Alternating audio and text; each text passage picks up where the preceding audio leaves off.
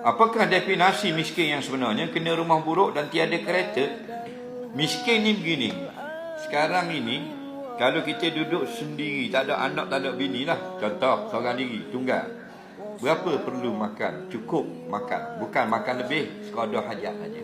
1,000 lah letak. Okey? 1,000. Nampak? Kehidupan sekarang. Dia tak dapat 1,000. Dia dapat 800. Miskin.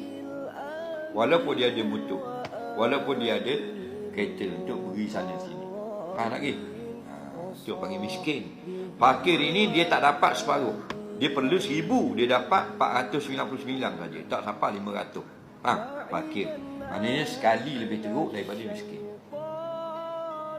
Jadi dia ada kereta, dia ada motosikal, tapi tak cukup. Anak dia ada 8, bini dia ada seorang, mak mertua duduk dengan dia 2 orang.